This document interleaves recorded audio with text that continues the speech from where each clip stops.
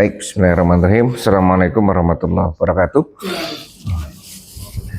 Innal hamdalillah nahmaduhu wa nasta'inuhu wa nastaghfiruhu wa na'udzu billahi min shururi anfusina wa min sayyiati a'malina. May yahdihillahu fala mudhillalah wa may yudlil fala hadiyalah. Asyhadu an la ilaha illallah wahdahu la syarikalah wa asyhadu anna Muhammadan abduhu wa rasuluhu. Wassallallahu alaihi wa ala alihi wa ashabihi wasallam. Ya ayyuhalladzina amanu taqullaha haqqa tuqatih wa la tamutunna illa wa antum muslimun. Rabbis shrahli sadri wa yassir li amri wahlul 'uqdatam min lisani yafqahu qawli. Rabbi zidni ilma warzuqni fahma. Amin ya rabbal alamin. Oh, ada hadis sebelumnya nih. Hadis Aisyah ya? Aisyah. Iya, itu hadis Aisyah. Bukan Asma. Maka Pak Budi hadis Aisyah. Berarti ya atasnya ya. Atasnya. Bismillahirrahmanirrahim. An Aisyata radhiyallahu anhuma anna Nabiyya sallallahu alaihi wasallam qala laha law mutti qabli faghasal tuki. Diriwayatkan dari Aisyah radhiyallahu anhuma bahwa Nabi sallallahu alaihi wasallam bersabda kepadanya, jika engkau mati sebelumku, aku akan memandikanmu. Hadis riwayat Ahmad dan Ibnu Majah. Hadis ini dinilai sahih oleh Ibnu Hibban. Baik. Ini banyak sih, bisa dilihat sebagai hadis yang romantis. Bisa kan? Siapa yang berkata ini? Rasulullah bersabda kepadanya. Rasulullah bersabda kepada istrinya, kalau engkau mati sebelum aku yang akan memandikanmu. Nah, itu kan pernyataan cinta yang luar biasa nih, Anda. Iya, benar. Lah ya. Makanya di sini kabar. Ini lu kok ibu-ibu. Loh ini Rasulullah loh. Sama istri, enggak boleh orang lain. Enggak boleh ngangkat dan sudah putus. Lalu ini Rasulullah. Lah ya, ini wasiat.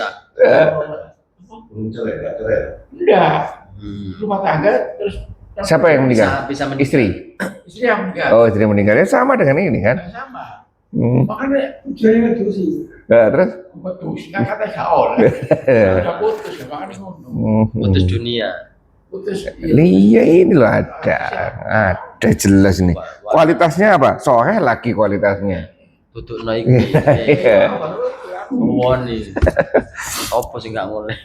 Ya itu ya. Jadi ini ada contohnya. Ada banyak hal. Rasa cinta, terus memang siapa yang paling berhak memandikan istri? Istilahnya suami. Yang berhak kedua, ya mungkin atasnya suami, bapaknya atau anaknya. Nah itu kan, kalau yang kedua sudah ada bapaknya, ada anaknya. Yang terakhir baru ibu-ibu. Ibu-ibu terakhir setelah semuanya tidak ada. Mungkin orang-orang yang dimaksud itu sudah bisa. Nah iya, Jadi cerai mati. Iya. Ya kan? Oh, anak boleh. Hari ini sama Anak lah ya, sebaiknya perempuan. anak perempuan. Tapi pada dasarnya boleh sebenarnya. Tapi ya etikanya mundur laki-laki. Mungkin kalau nggak ada sama sekali. Nah itu, makanya itu. Jadi kita tahu bahwa batasan itu sampai mana. Iya kan? Batasan sampai mana. Misalkan nggak enak dibilang ini loh, selama hidup misalkan ibunya sakit, selama hidupnya anak laki-laki ini yang ngopeni, iya kan, mau mandikan mau apa ya si laki-laki ini, iya kan, masa ketika meninggal nggak boleh ngopeni, ya kan, tanda tanya. Nah itu, jadi yang paling berhak ya suami, ya seperti itu ya. Ini Pak Manto ya dasarnya ini. Boleh ya suaminya mandinya. Boleh, tapi ketika memandikan tidak boleh dibantu ibu-ibu. Iya, atau anak-anaknya atau bapaknya. Jadi Tidak boleh lagi saat Orang lain nanti. satu keluarga sama orang lain berdua sama oh ini nggak enak juga Pak Manto ya. Sampean mandi no? Eh, Sampean. Yoga. Lu enggak dulu Waktu dulu. Yoga. Waktu itu. ibu-ibu. Mana Ya. yang ngelarang enggak? Cuma waktu pengadaan ikan gede, terus diangkat, aku suruh pada ini terakhir gitu. Pengadaan ini tak sudah tanya katanya. Oh, Aku ikhlas anak. lu udah dicium? Lu kan ini ada dicium Rasulullah. Belum. Selamat tinggal di. Iki rencana Pak Manto ya. Ya, jadi ingat-ingat dong, mencium ini kan boleh dong, ya kan? Baik ini ya. Jadi itu terkait dengan hadis ini. Lanjut berikutnya. An Asma'a binti Umaisin radhiyallahu anhu anna Fatimata alaiha salamu awsat au yughsilaha Aliyun radhiyallahu anhu. Diriwayatkan dari Asma binti Umais radhiyallahu an bahwa Fatimah radhiyallahu anhuma berwasiat agar ia dimandikan oleh Ali radhiyallahu anhu. Oh, ini kebalikan. Hadis riwayat Daruqutni. Istri Kan suami. berwasiat. Nah, ini juga terkait wasiat. Wasiat yang tidak menyalahi syariat harus dilaksanakan. Saya pernah ditanya ketika waktu itu di Belarukem, saya diwasiati bapak saya, ya kan ada orang, untuk dimakamkan di desa, Enggak ada. ya kan, di desa. Waktu itu di Belarukem. Terus gimana? Saya tidak punya biaya. Ambulannya berapa? Nanti ini urusannya belum urusannya gini. Ya udah memberatkan jenengan enggak? Iya memberatkan, ya sudah dimakamkan di sini aja. Lu enggak boleh boleh wasiatnya itu tidak dilaksanakan, kembali ke jenengan. Jenengan merasa memberatkan enggak? Iya kan? Satu itu. Terus yang kedua, kembali lagi, wasiat itu dilaksanakan setelah urusan apa? Hah? Utang. Terus yang kedua, yang selanjutnya? Utang terus? Belum. Prosesi apa namanya? Pemakaman. Nah, ini. Baru waris, baru wasiat. Ini boleh ya. Nah, jadi setelah ini dulu, setelah biaya pemakaman dulu, ya kan? Wasiatnya di sini bertabrakan dengan ini kan ini. Gimana ya udah? Utang dulu bagaimana? Ya kan, kalau utangnya masih banyak ya gunakan uangnya itu untuk bayar utangnya. Ya. Baik itu dulu ya. Iya harus itu dulu. Nggak boleh didahulukan. Utangnya pada orang lain ditutup, yuk bagi waris bareng-bareng lah. Ya mantu ya. Nggak boleh. Ya. Baik, jadi ini wasiat. Wasiat. Jadi akhirnya hukumnya bisa beda-beda. Terkait dengan wasiat, misalnya orang tua minta dimakamkan di desa. Oh, beda-beda sudah. Ya, yang ini minta di sini, yang ini minta di sini. Ya, seperti itu ya. Baik, ada yang sampaikan di sini. Boleh ini Pak Manto. Alhamdulillah, terima kasih. Kosong. Ini nama malu binya tuh Pak Manto ya. Ketika kita puasa, Andika ngasih itu minum aja. Alhamdulillah. Lah iya. Alhamdulillah ya Pak Manto ya. Oh, bakir. Ya ini wasiat ya, terkait dengan wasiat. Boleh berarti dua-duanya boleh. Ini kan masih dimandikan kan? Nah, suami dimandikan istri dimandikan suami. Nah itu ya. Itu artinya kedudukan kedua ini erat sekali kan? Istri mandikan suami boleh. Ibu boleh, ini ada dua-duanya ya. Baik, seperti itu ya. Terus ini malah keterangannya yang selain suami, ini keras-keras di sini kalau menurut beliau. Haram bagi laki-laki memandikan mayat perempuan kalau tidak ada hubungan apa-apa. Dan haram bagi perempuan memandikan mayat laki-laki. Nah, itu ya. Seperti itu. Baik, dia sebaiknya dihindari saja. Itu keadaan normal. Kalau tidak normal gimana? Misalkan siapa yang dipanggil sini untuk surat Ustaz Zaini ya? Untuk itu kan rekan saya di rumah sakit haji, bagian forensik tuh. Nah, itu kalau mayatnya perempuan gimana? Forensik itu tidak ada. Forensik di rumah sakit haji itu kepala ruangannya itu teman saya, dokter forensiknya 1 perempuan, sisanya laki-laki, 3 laki-laki. Ini kan gimana? Kan biasanya wajib dimandikan segala macam, terutama untuk penyakit-penyakit menular kan. Itu. Gimana ya sudah, ini adalah hukum darurat. Ini kan? Kalau normal tidak boleh. Baik. Baik. Ada yang tambahkan? Kalau enggak kita lanjutkan. An Buraidah radhiyallahu anhu fi qisatil ghamidiyatil lati amaron Nabi sallallahu alaihi wasallam birajmiha fi zina qala summa amara biha fasulliya alaiha wa dufinat.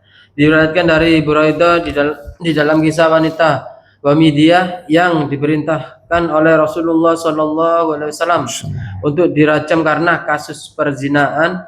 Buraidah berkata, kemudian beliau memerintahkan untuk mensolatkan dan memakamkannya. Hadis riwayat Muslim.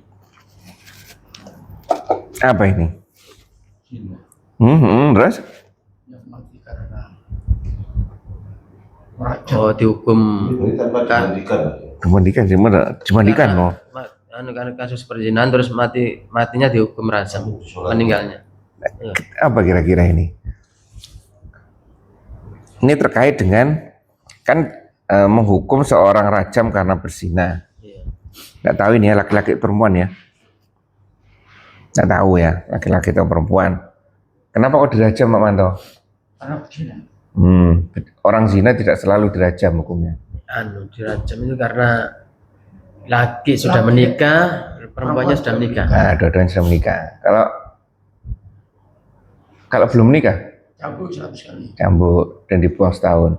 Kalau salah satunya sudah menikah, lupa ya. Ya kan, itulah kita gampang lupanya kan. Ya kan, ingatnya kan kalau belum menikah cambuk, kalau sudah sama-sama menikah dirajam. Tapi kalau salah satunya sudah menikah, salah satunya belum. Kali lagi. Iya, kalau yang perempuan sudah menikah, yang laki-lakinya belum. Nggak bisa kan? Lupa saya ini. Ya. Hah?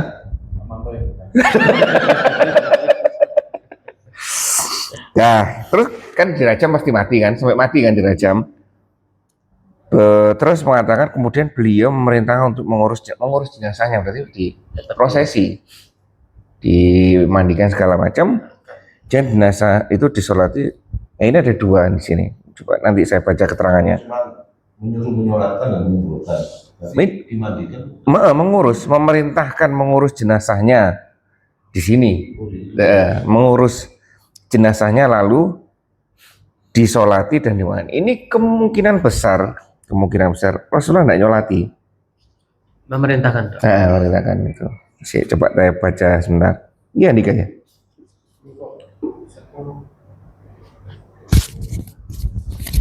Mengaku datang pada Nabi, lalu mengaku dirinya hamil karena zina. Lalu Rasulullah kok ini menghukum rajam sampai meninggal. Iya benar itu.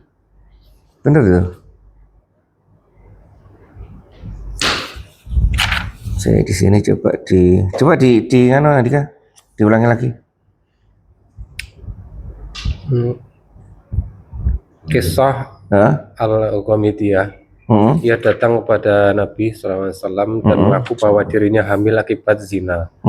Setelah melahirkan dan menyapih anaknya, beliau menghukumnya dengan hukuman rajam, yaitu lempari dengan batu sampai mati. Ingat nggak kisah ini? Pak Manto yang ingat ini. Gimana Pak Manto? Ini kisahnya panjang tuh, Pak ya? Iya. Heeh. Dia itu Hah? berzina. Heeh. Terus? Dia itu berzina, mengakui ke Rasulullah. Berarti dua-duanya sudah nikah ya? Iya, berarti iya. Iya kan? Berarti dua-duanya sudah nikah kan? Iya, bukan mereka. Nah iya kan? Kan si ini dibawa toh. Istrinya hamil ya? Karena zina. Atau dia sendiri yang mengaku? Dia perempuan itu mengaku. Oh, nggak sih, nggak diketahui laki-laki ya? Oke. Mengakui berdosa dia ke Rasulullah. Ah, terus? Rasulullah dia dirajam. Hmm. Tapi dia kan Hamil.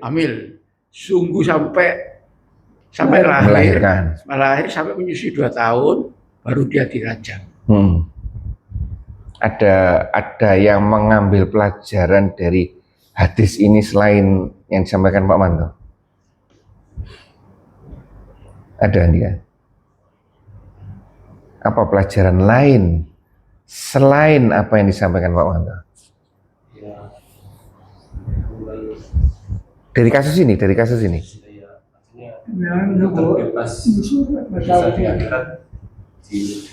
Oke, selesai di akhirat, diselesaikan di dunia. Ya.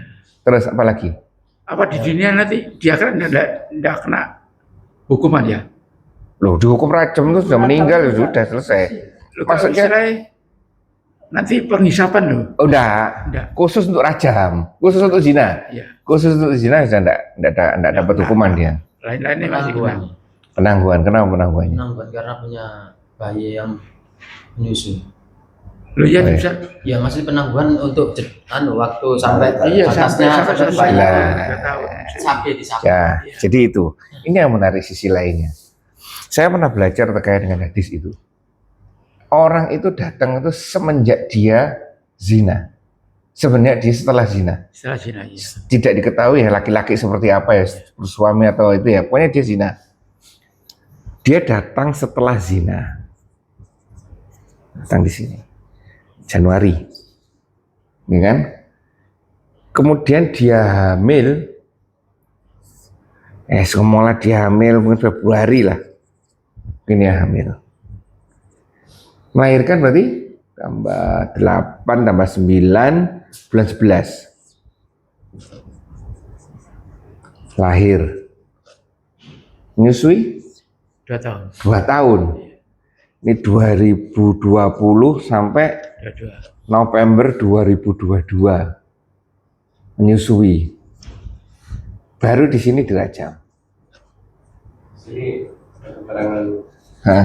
jamaah yang cukup besar, maka kita menyebut sudah bisa makan sendiri. Malah panjang lagi. Panjang lagi. Apa yang bisa diambil coba?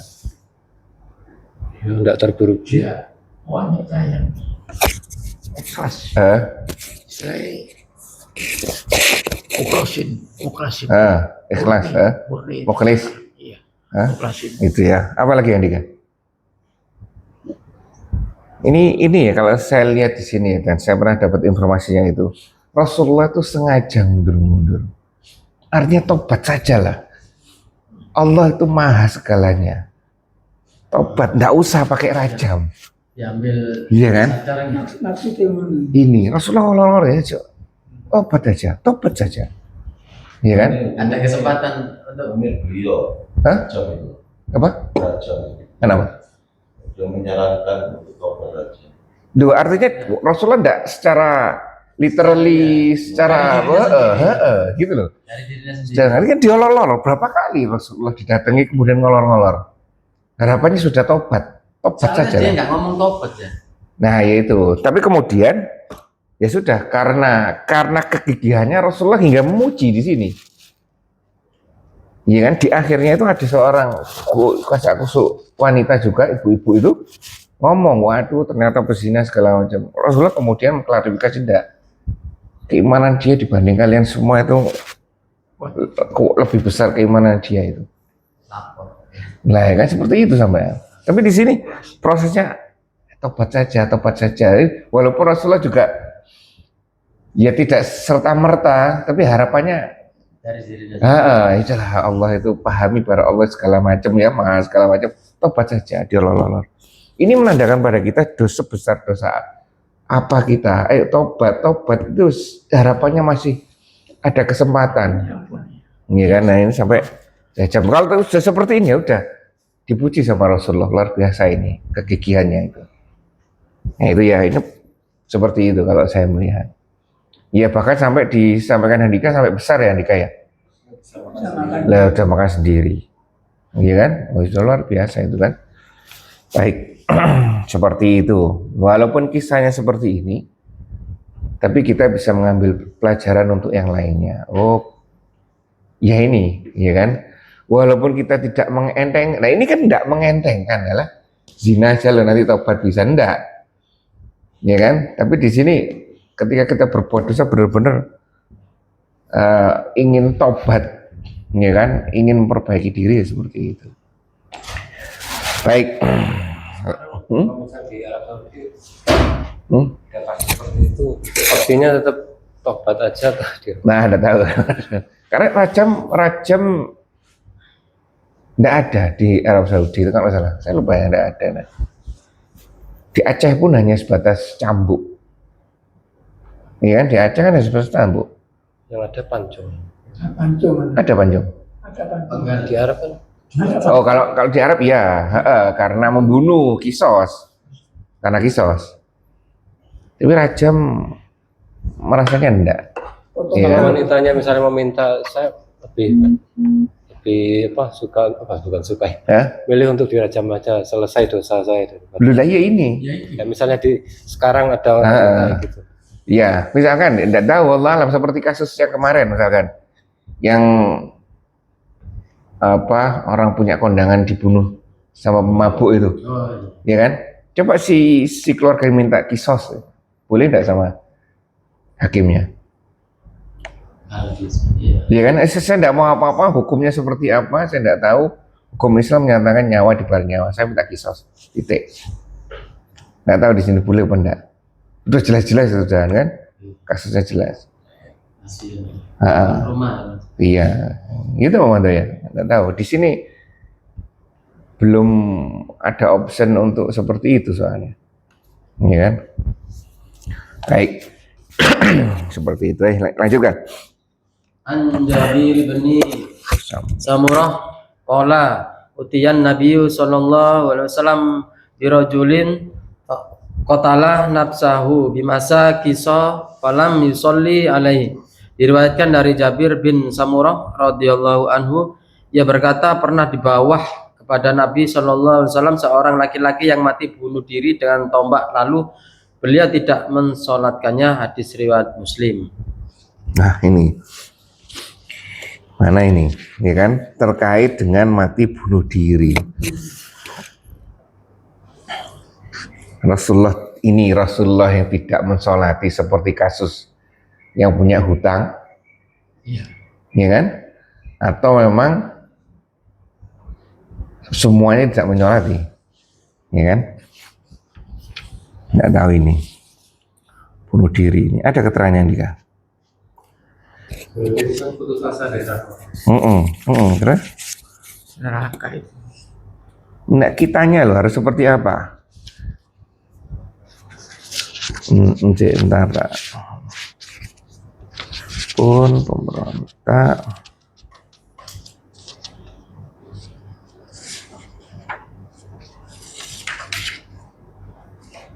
Ulama mazhab Asy-Syafi'i berpendapat sholat jenazah wajib atas setiap orang muslim seberapapun besarnya kedurhakaan dan kefasikannya. Di sini, ya. Sudah itu hukumnya. Imam Syafi'i menyampaikan seperti itu. Jadi ya sudah, ya. Nah seperti ini loh kita ini. Artinya mazhab itu seperti ini. Kita kan teks hadisnya kan seperti itu. Gimana nih Rasulullah itu mensolati? Rasulullah jelas Rasulullah tidak mau mensolati kan ini. Tapi warga sekitar gimana? Mensolati enggak? Ya kan? Terus ada kasus yang lain, orang berhutang Rasulullah tidak nyolati tapi nyuruh orang nyolati. Ya kan? Rajam ini Rasulullah juga sama kalau nggak salah ya. Rasulullah tidak menyolati tapi orang lain yang mensolati. Gimana ini? Nah itulah fikih. Lah kemudian kita merujuk pendapatnya siapa ya ini ya? Walaupun ulama itu banyak sekali, tapi kita merujuk pada 4 itu saja. Wes menurut Imam Syafi'i seperti apa? Oh, Imam Syafi'i menyampaikan bahwa sholat jenazah wajib atas setiap, wajibnya itu fardu kifayah ya maksudnya ya. So, wajib atas setiap orang muslim seberapapun besarnya kedurhakaan dan kefasikannya. Sudah, saya ikut pendapat beliau. Walaupun nanti ada pendapatnya imam yang lain, Hambali, Hanafi, ternyata berubah, tidak masalah. Beda tidak masalah. Misalnya kan tanya pada saat itu Pak Manto tidak nyolati, tidak, saya ikut imam lainnya yang tidak boleh menyolati. Oh, tidak apa-apa. Ini kan asal ada cantolannya pendapat siapa. Karena kita merangkum dari hadis-hadis itu belum mampu kan mengambil kesimpulannya toh. Seperti itu. Ya itulah hadis. Itulah ilmu fikih. Seperti itu ilmu fikih. Ya. Baik. Di sini ilmu ulama-ulama yang baru menyampaikan, termasuk Al-Baihaqi di sini mengatakan pendapat yang benar adalah boleh mensolati setiap orang yang berlaku baik ataupun berperilaku buruk asalkan orang Islam. Ya, seperti itu. Dalam? Lah ya enggak apa seperti itu. Asal dia teridentifikasi sebagai orang Islam, solati. Ya. Terus kalau toh ada yang kemarin kasus Jakarta waktunya Ahok gimana? Ya kan? Beliau orang itu kan berdasarkan pada ayat Al-Quran juga, ya kan? Itu ayat Quran ini kan, tapi kan ya sudah, kita gimana mau? Yes, kembali lagi. Siapa yang berpendapat tidak mau menyolati sebelah sini. Yang sebelah sini gimana? Menyolati, ayo nyolati. Ya gitu kan, seperti itu. Baik, ada tambahan Andika? Nah, di sini ada Ibnu Qayyim menyampaikan bahwa ajaran Nabi SAW adalah beliau tidak mensolati orang yang bunuh diri, pengkhianat, penipu, perampas harta dalam perang, ya kan? Pendapat ulama Hambali adalah pendapat yang paling banyak dirujuk oleh pendapat-pendapat lain, yaitu pelaku maksiat dengan berbagai macam tingkatannya berhak disolati dan berhak memperoleh syafaat kaum muslimin. Oh ya kan, seperti itu. Ada 2, pendapatnya Imam Syafi'i dan pendapatnya Imam Hambali. Boleh kita ikut aja, boleh. Iya mantu ya? Ya. Toleransi Hambali. Hah? Iya. Nah, terus apa kita taklid? Taklid. Ayo. Apakah kita taklid? Tidak mau tahu, pokoknya ikut itu. Nah, batasan kita taklid dan tidak. Taklid yang diperbolehkan dan taklid yang diperbolehkan seperti apa? Ayo, ya taklid itu. Kita tidak tahu prosesnya kok. Iya kan? Kita tidak boleh taklid itu kalau tidak tahu sama sekali. Artinya gini, perilaku Rasulullah, perilaku kita terhadap seseorang mayat atau jenazah bunuh diri atau setelah dirajam, itu kita tidak tahu sama sekali berdasarkan Al-Quran dan Sunnah.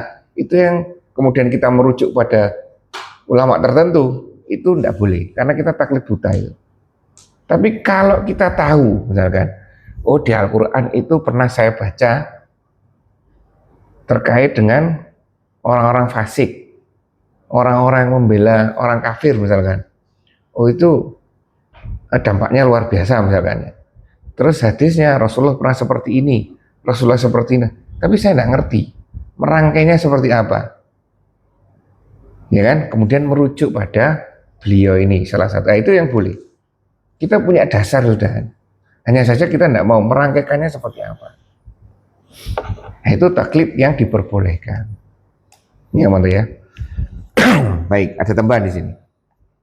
Jadi kalau kita blank, benar-benar blank itu malah tidak boleh. Makanya itu, saya punya pendapat, Pak Manto punya pendapat. Kalau ternyata saya tidak tahu sama sekali pendapatnya Pak Manto, saya tidak boleh ngikuti pendapatnya Pak Manto. Tapi kalau saya tahu, oh Pak Manto, saya pernah baca pendapatnya Pak Manto ini, ya wes nggak apa-apa, saya ikuti Pak Manto. Tapi kalau saya punya pendapat dan saya tahu dasarnya, Pak Manto punya pendapat dan Pak Manto tahu dasarnya, sudah saya akan melakukan apa yang saya ketahui saja. Pak Manto menjalankan apa yang Pak Manto ketahui. Nggak boleh kemudian Pak Manto memaksa desa harus seperti ini. Oh, nggak bisa Pak Manto, saya sudah punya pegangan yang ini sudah kuat, saya jelas tahu ini. Ya Manto ya, seperti itu. Baik ya, ada tambahan di sini. Jadi kalau tahu kan statusnya yang meninggal itu tuh Fasik. terutama ya keluar dari garis la ilaha illallah, itu kita berhak untuk nggak mensolati. Betul. Ya. Kayak Gus Bahat pun Betul. dulu misalnya kita kan kadang ada mungkin tanya apakah jenazah ini orang baik gitu kan. Kalau kita mengetahui ini orang nggak baik, kita diam aja. Diam aja, betul. Walaupun kita pun nggak teriak, enggak. Benar gitu. Desa orang desa baik kan. Baik.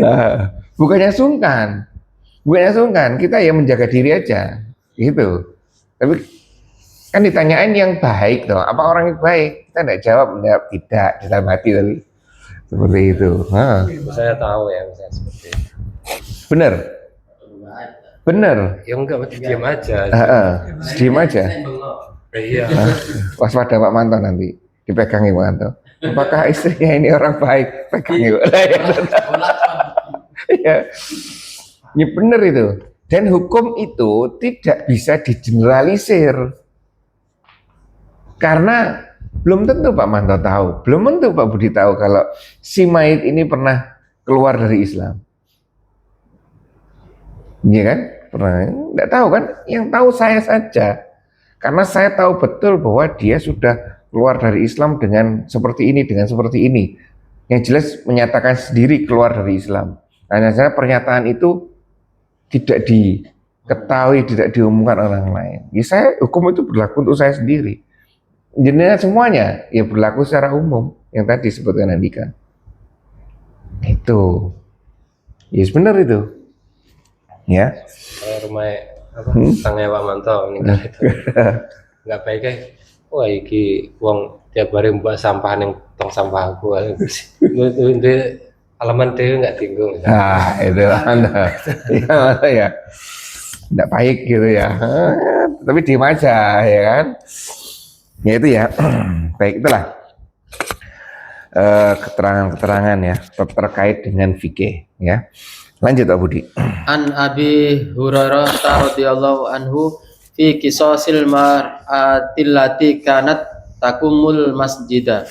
Qala fasa'ala anhan Nabi sallallahu alaihi wasallam faqalu matat faqala afala kuntum adantumuni faka'ainahum sagorru amroha faqala dulluni ala qabariha fadalluhu fasalla alaiha. Diriwayatkan dari Abu Hurairah radhiyallahu anhu tentang kisah seorang wanita yang biasa membersihkan masjid. Nabi SAW menanyakan wanita tersebut, lalu mereka menjawab, ia telah meninggal. Kemudian beliau bersabda, mengapa kalian tidak memberitahukannya kepadaku?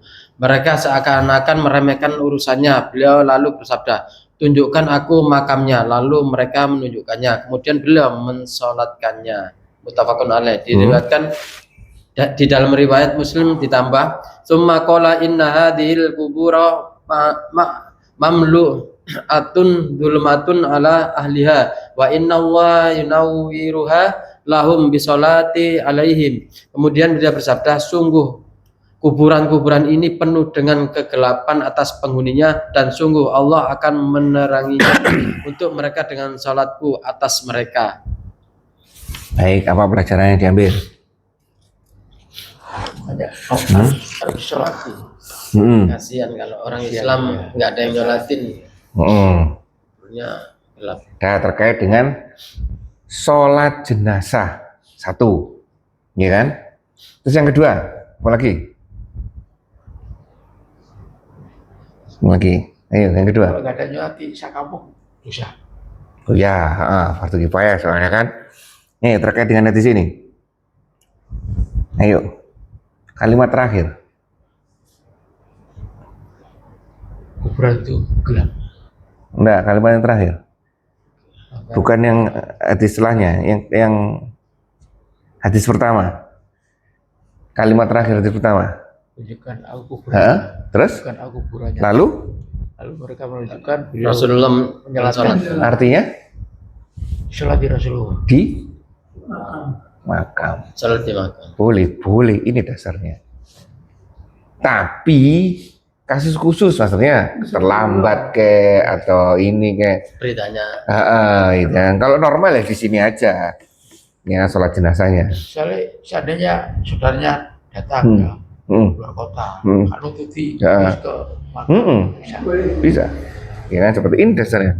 Hadis kualitasnya apa hadisnya ini? Sepakati. Loh, mutafakun alaih kan? Kuat hadisnya. Silakan, enggak masalah. Tapi kalau diem-diem orang di sini sholat jenazah terus dia sholat di sana ya cocok ya kan? Ya Allah. Saking cintanya Pak Manto sudah di sini kok di sana sholat lagi ya. Nah seperti itu ya, ada dua.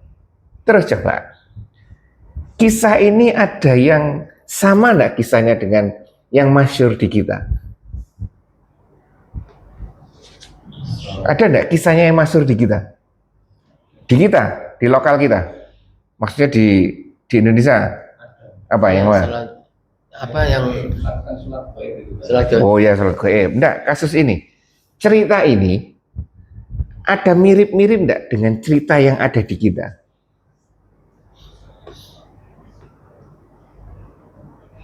Misalnya gini. Ada seorang wali itu mencari tukang sapunya yang sudah meninggal. Oh, Bapol. Lah, ya kan? Kemudian setelah tahu dia meninggal, apa yang dilakukan wali itu? Nyari sapunya. Enggak. Hari itu sama Dia masih hidup lagi. Nah, intinya hidup lagi. Itu sekelas wali bisa menghidupkan manusia sudah. Bahkan sekelas nabi pun tidak bisa menghidupkan pembersih. Nah, saya yakin itu bukan dari kisah dari walinya, dari orang-orang yang tidak benar ini. Sampai jam 9. Lah ya itu kan. Rasulullah tidak bisa menghidupkan. Lebih-lebih. Salah sakti. Nah, Salah sakti. itu. Gimana? yang hidup itu seandainya dia masih hidup. Ini tidak akan terus. Hidup lagi. Lagi itu siapa? Lah iya. Kemudian meninggal. Keluar. Lah iya itu hidup lagi. Itu sampai 9 kali Pak Manto ya. Mati suri hidup lagi gitu ya. Lah ini ya. Ini yang harus kita cermati. Yes, latar belakangnya apa? Latar belakangnya banyak sekali. Artinya wallahu alam, apakah kisah benar para wali itu dari luar negeri, disinyalir toh Sunan Ampel juga dari Cina, ya kan? Atau Cina Asia Timur itu, ya kan? Seperti itu sehingga tidak mau kalah, atau Sunan Ampelnya ini yang Indonesia ya, tapi yang sunan-sunan lainnya atau kisah-kisah dari para sahabat luar biasa tidak mau kalah kemudian di tandingan, ya kan seperti itu, ya kan? Itu Ada hadisnya gini kok malah kontradiksi lah. Tapi dulu juga mengikuti kan? Percayaan. Iya kan? Nah, seperti itu. Nah inilah kembali kepada hadisnya. Jadi seperti itu. Ada hadisnya seperti itu. Mungkin kalau ada pendapat lain tolong dikoreksi saya. Terus yang kedua, sungguhnya kubur-kubur itu dipenuhi dengan kegelapan bagi penghuninya, dan sesungguhnya Allah memberikan penerangan kepada mereka sebab aku mensolati mereka. Rasulullah mensolati mereka, terang kuburnya. Kalau kita kemarin datanya doa, ya kan kemarin kan, ya kan doa orang Muslim bisa menerangi kuburnya, itu ya. Ada tambahan Andika? Ini kan Rasulullah tuh ingin diberitahu ya sebetulnya. Katanya nanti konteks memberitahu dan mengumumkan yang tidak boleh kan seperti apa? Ya betul. Terkait jenazah ya. Terus? Contohnya? Silakan gimana? Ya setahu saya yang mengumumkan yang tidak boleh itu misalnya dengan tujuan tertentu boleh. Mengumumkan orang meninggal. Iya kan? Iya, itu kan memberitahu. Memberitahu yang tidak boleh dan boleh itu batasannya. Misalnya memberitahu. Saya lihat di pendapat ulama itu, misalnya di situ sampai dipajang foto yang seperti apa yang nggak boleh seperti apa. Terus, ini yang memang tipis ya. Saya memahami terkait dengan pemberitahuan terkait jenazah, pemberitaan dengan orang mati. Karena kita dilarang sebenarnya itu, ya kan, dilarang. Tapi dilarangnya sampai sejauh mana? Yang saya tahu itu hingga kalau dulu masih zamannya koran, nah itu yang pemberitahuan di koran itu yang tidak boleh.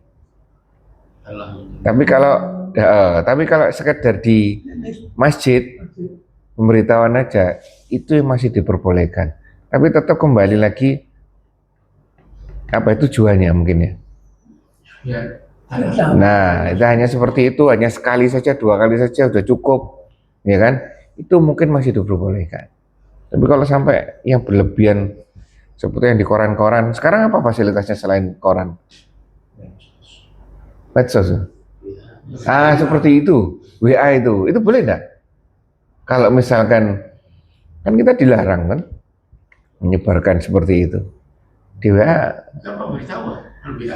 Toh orang lain juga enggak, maksudnya apa kebutuhannya? Kalau sudah tahu ya sudah tahu itu aja. Kan di sini di masjid ini pemberitahuan kan untuk mengurusi jenazah. Tujuannya kan untuk itu. Kalau kepada orang lain, Allah alam, saya juga tidak tahu ini. Latar belakangnya tuh gimana? Orang-orang yang dulu terpandang. Ini si Fulan ini yang punya ini meninggal. Ferrari punya ini meninggal ini misalnya. Terus? Nah, artinya ingin menunjukkan status sosialnya. Ini di foto selebaran ada fotonya lagi di depan mobilnya. Cocok kan? Lah itu ya mungkin ya tujuannya, makanya tujuannya benar. Kembali kepada keluarga itu sendiri ya. Ya benar mungkin. Baik ya, seperti itu pemberitaannya. Kalau kita sekedar mungkin ya hanya sekedar di masjid aja tuh. Ya. Baik, lanjut. An Hudzaifah radhiyallahu anhu annan Nabiy sallallahu alaihi wasallam kana yanha 'anin na'yi. Diriwayatkan dari Hudzaifah radhiyallahu anhu bahwa sesungguhnya Nabi sallallahu alaihi wasallam melarang untuk menyiarkan berita kematian. Hadis riwayat Ahmad dan Tirmidzi menilai hadis hasan. Ini ya. Kita kan tidak tahu batasan-batasannya kan. Nah ini kita kemudian merujuk terkait dengan hadis-hadis seperti ini loh. Rasulullah pernah melarang memberitahukan kematian seseorang. Lanjut next selanjutnya. Hadis selanjutnya. Hadis selanjutnya. An Abi Hurairah radhiyallahu anhu annan Nabiy sallallahu alaihi wasallam na'yan najasiyah fil yaumil ladzi mata fihi wa kharaja bihim minas shalah fasaffa bihim wa kabbara alaihi arba'an. Diriwayatkan dari Abu Hurairah radhiyallahu anhu bahwa Nabi sallallahu alaihi wasallam menyiarkan kematian Najasyi pada hari kematiannya. Beliau keluar bersama mereka ke tempat sholat, bersaf bersama mereka dan sholat takbir untuknya. Muttafaqun alaih. Nah apa? Hadis pertama melarang pemberitahuan kematian. Hadis kedua, hadis kedua apa? Memberitahu kematian Najasyi pada hari dia meninggal. Loh, yang hadis sebelumnya larang. Berikutnya Rasulullah malah menyampaikan. Beliau keluar bersama para sahabatnya ke tempat sholat, lalu berbaris dengan mereka dan bertakbir 4 kali sholat. sholat apa goib. Nah, ya kan sholat goib. Gimana cara menggabungannya kedua hadis ini? Nah ini kadang-kadang kita butuh merujuk. Nah ini loh, buka kitabnya Imam Syafi'i, buka kitabnya Imam Nawawi, Hambali, Hanafi, ya kan? Kita tahu sudah dasarnya ini. Oh, kita tahu ini, cuma kita tidak tahu ini gimana ini, ya kan? Kita boleh pakai salah satunya, boleh. Apakah empat imam itu ada yang melarang, Pak? Saya tidak tahu ini, tapi saya melihat dari sini, melihat dari ini. Usaha penggabungan kedua hadis ini dalam menurut beliau ini ya, satu tempat Bulughul Maram adalah demikian. Di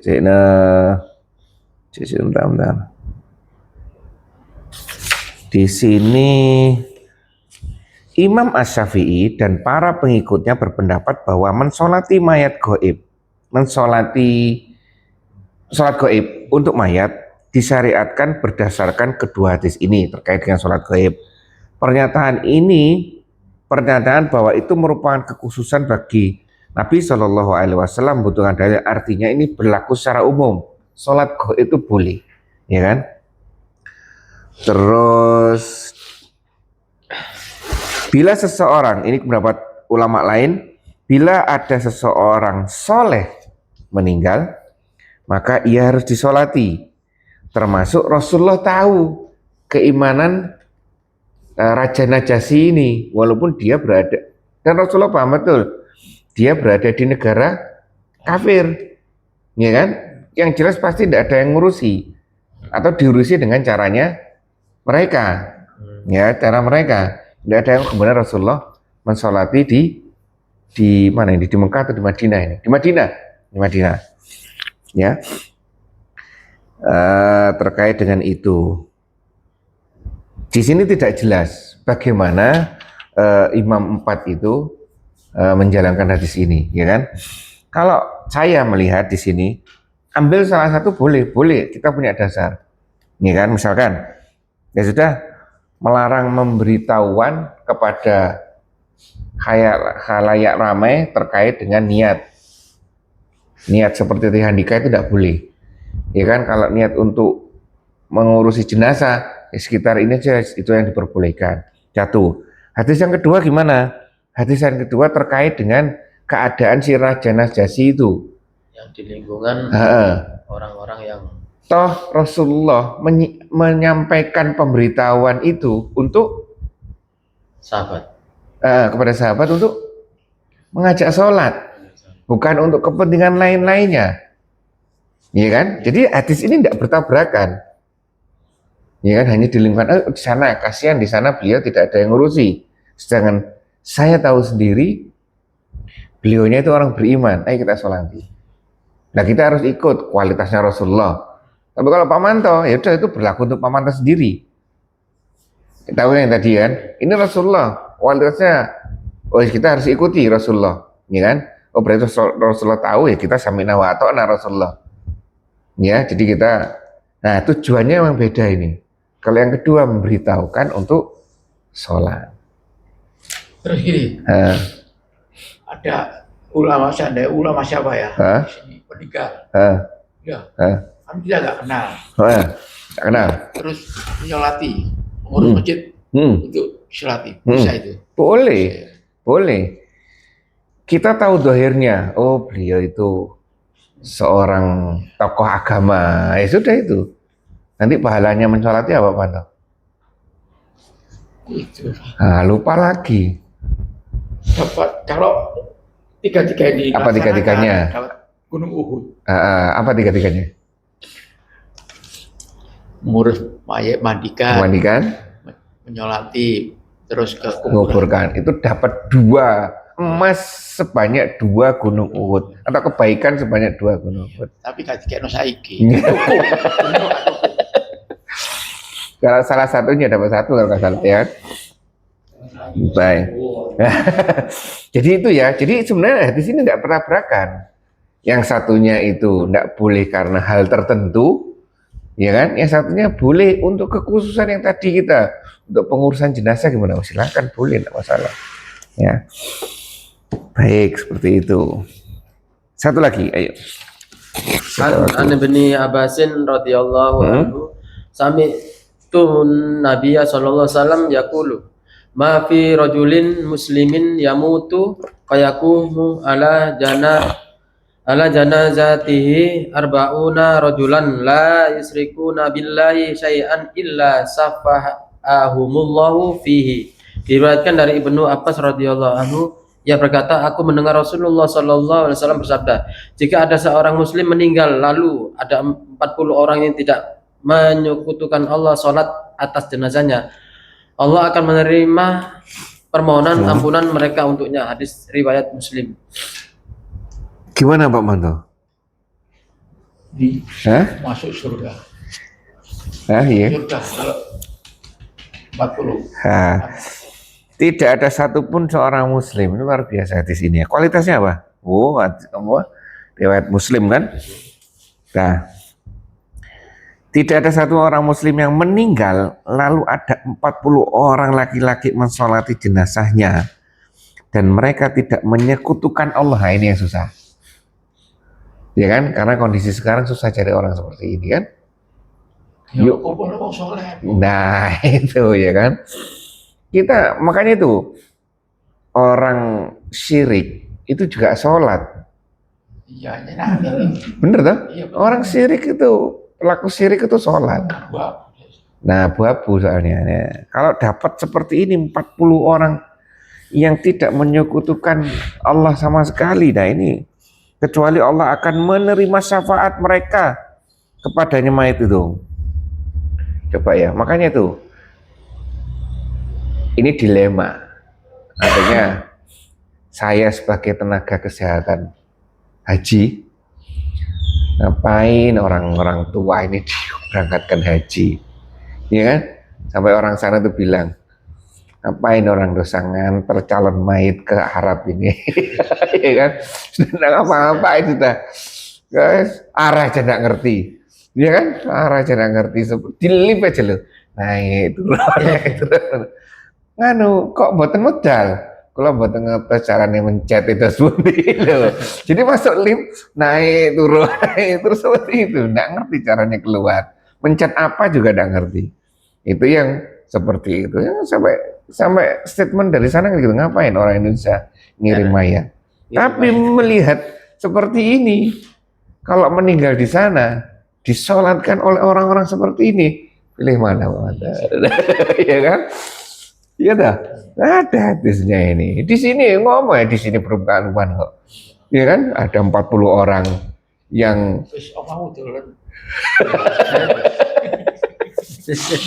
Bambung suruh pasar. Lah itu kan, ini kualitasnya seperti ini hadisnya, ya kan?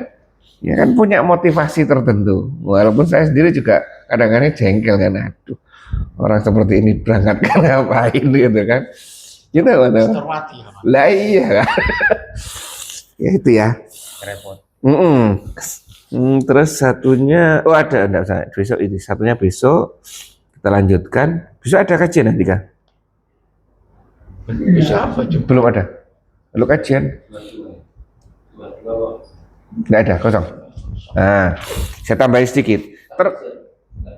Bukan. Sabtu Ustaz Ridwan. Belum tahu. Ada terkait dengan satu lagi, ada hadis.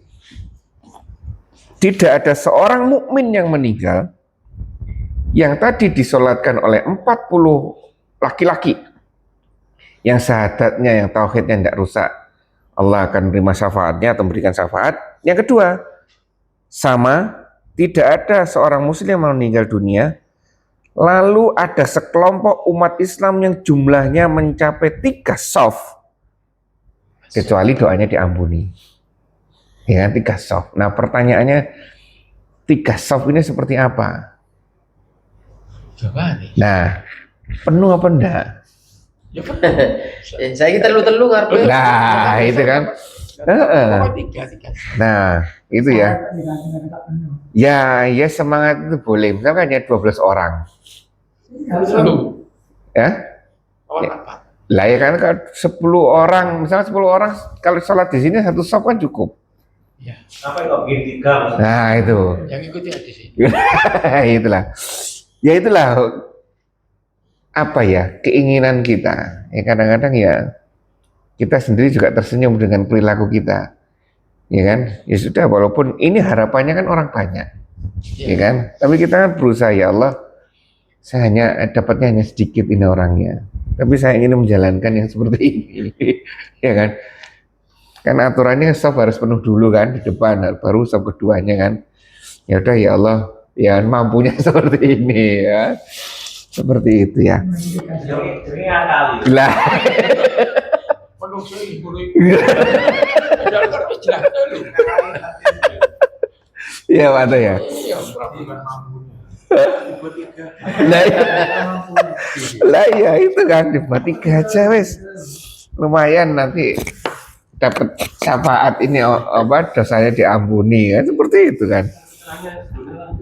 Gimana? Sedangkan agar jemaah yang sholat tidak kurang dari 3 saf. Hah? Walaupun jumlahmu hanya 6 orang. Nggak dua lah, ya kan? Malaikat nyatetnya deh. Kali. Ya, ya itulah. Jadi, nah, Sholat kan sudah menemukan sampai pertama. lelah ya. Walaupun jumlahmu hanya 6 orang. Ya, Di bawahnya ada lagi. lah ya, ada usaha kita, ya kan? Ya inilah kita dengan segala keterbatasannya, tapi ingin hasil yang luar biasa, ya kan? Hasil yang maksimal. Gimana caranya? Ya itu tadi. Itu menurut saya gitu. Nah itu tadi kan. Kurang terima kasih. Udah sama. Dan pemikiran-pemikiran seperti ini jalankan di kehidupan sehari-hari. Ya Allah, ya Allah, saya maunya itu masuk surga tanpa hisab. Tapi hidup saya di dunia ini masih seperti ini, ya kan? Status saya Andika bodoh nggak mau. Ya mana ya? Ya, iya. Ya itu ya. Jadi kita masing-masing dari kita tuh punya kekurangan masing-masing, punya keterbatasan masing-masing, ya kan? Dan jangan sampai jadikan seperti itu tadi, itu malah menjadi minus untuk kita. Jadikan plus, misalkan dalam keadaan kita terjerumus ketidakenaan ya, negatif atau kemaksiatan pada Allah, kalimat tobat, istighfar itu plus sudah dinilai oleh Allah kan, benar toh? Apabila hambanya Allah itu suka kalau hambanya salah tobat. Karena apa? Akan sering berinteraksi dengan Allah daripada orang yang merasa suci. Lah ini yang tanda tanya, ya toh? Tapi sudah jengkel manggil malaikat makanan. Dia punya wali. Coba toh, betapa jengkelnya Pak Manto ketika di rumah, tapi tetap aja pulang ke rumah kan? Ya kan? Itu cinta itu ya Manto ya.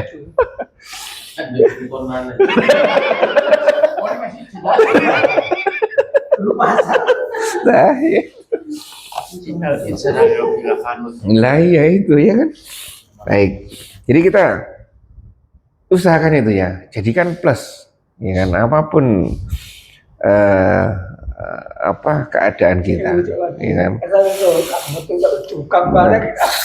Baik seperti itu ya. Jadi sedikit demi sedikit pelajaran kita dapatkan. Semoga hal ini bisa menjadikan sarana, ya kan, memasukkan kita ke surga tanpa hisab. Nah itu ya tentunya seperti itu. Kurang, hah? Tanpa hisap. Iya. Apa? 3 itu loh. Hah? Kiai. Orang yang apa nih kan? Bersumpah yang tidak akan mendapatkan syafaat apa itu ya? Kiai. Iya, pengobatan ini Itu. si bersumpah. Heeh. Terus, Lupa saya satu lagi. oh, ingat kamu. Ya, Pak Manto yang inget toh. Iya. Ya kan? Ini ketemu istrinya dulu baru ingat. Papa tidak pernah masuk. Pertanyaan ini kan, bolehkah istri memandikan suami? Itu. Boleh. Boleh. Makanya itu Pak Chandra, nanti Pak Manto bawa ini bekal. Dik, nanti kalau saya meninggal kamu yang mandikan ya. Kan romantis kan? Oleh mudi-mudi nih. Mikir kayak. Sampai enggak apa-apa. Kilo di sini. Gila. Mungkin nggak ngerti. Ya, itu ya. Baik, alhamdulillah. Oh iya, ada toh. Oh, nggak dewe-dewe kan. Nggak dewe-dewe memang gitu. Oh iya, ada di sini. Ya, pokoknya ada keterangan di situ kan. Baik, itu saja bisa saya sampaikan. Kurang lebih saya maaf. Kita tutup majelis kita ini dengan banyak hamdalah dan doa penutup majelis. Alhamdulillahirabbil alamin. Subhanakallahumma bihamdika asyhadu an la ilaha illa anta astaghfiruka wa atubu ilaik. Assalamualaikum warahmatullahi wabarakatuh.